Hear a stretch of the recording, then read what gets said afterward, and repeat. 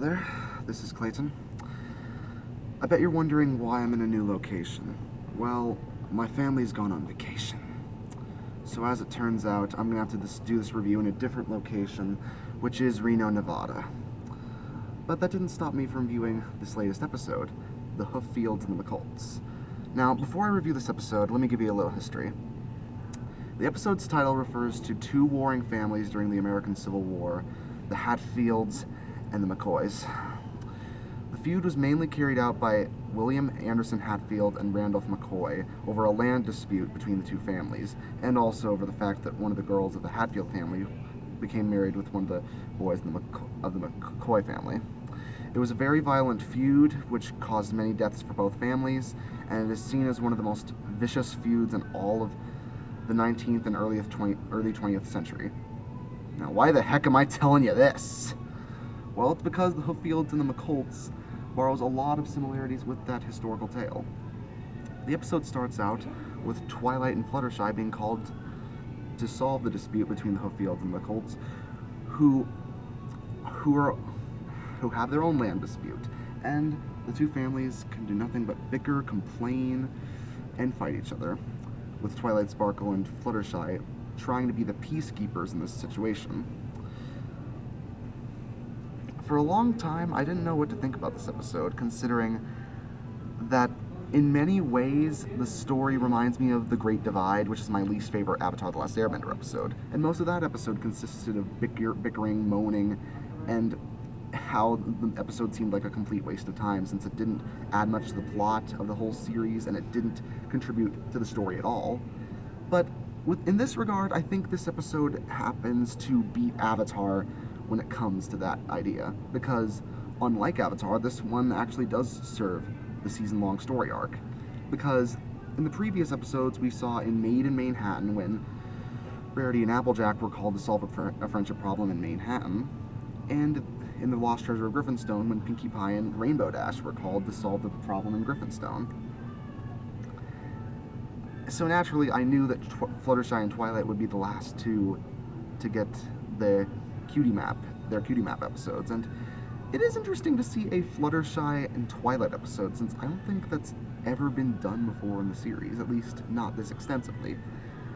And naturally, the two characters work off each other very well, with the intellectual Twilight and the ever-so-shy, obviously, Fluttershy, having some great chemistry with each other. Not to mention, Tara Strong and Andrea Libman do a great job as both Fluttershy and Twilight.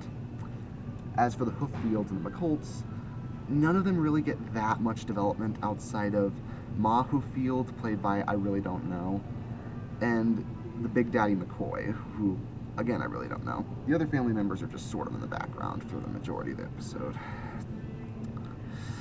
But I thought the feud was decent, and for My Little Pony standards, it seemed like it was reasonable for why they were fighting, and in many respects, they didn't even know why they were fighting. And after a feud's gone on for years and years and years, sometimes you forget what started it in the first place. I think the Hatfields and the McCoys from the Civil War times sort of had it the same way. Not to mention, I love the fact that we were able to see a new location, the Smoky Mountains. It adds a little bit more world building to the series. Now, I know that some fans might be a little put off by the fact that the Hooffields and the McCoys are essentially hillbillies, and they act in a very American Civil War fashion, but considering what the episode is based off of, the Civil War family feud between the Hatfields and the McCoys, I say just go with it. And turns out, one of the things that I really love about this episode is the fact that Fluttershy uses her animal friends to solve the conflict, and how in a similar fashion to The Great Divide, turns out the entire conflict was solved by the original two members of the family who got involved in a misunderstanding. Whereas in Avatar, it was two kids fighting over a ball. In this episode, it's two family members fighting over what to do with a plot of land. That's actually a pretty interesting way to solve the conflict. Granted, it forced Twilight to freeze all the family members, but still, it was a decent way to solve the conflict. And unlike Avatar: The Last Airbender, where it turns out Aang lied about the entire story just to solve the conflict, which completely ruined the episode's moral. In this episode, they actually don't go that far, and as it turns out, that's actually what happened, and that's actually what started the Hooffield and the McCoy conflict. Now, this episode was written by Joanna Lewis and Christine Sonko, and I really do like their writing style since they did justice to Castle Sweet Castle earlier on this season. And now that this season has finished all the Cutie Map episodes, it makes me wonder how it's all going to come together once we get to the Cutie Remark two-parter, which after next week, which is actually the next episode after the main attraction.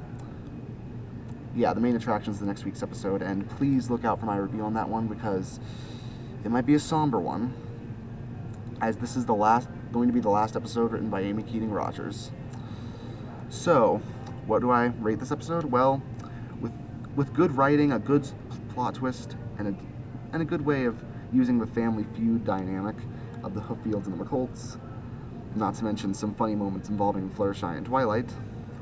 I particularly liked the opening dialogue with Twilight and Fluttershy, but anyways, with all of that said, I give the Hooffields and the Mccolts an 8.5 out of 10.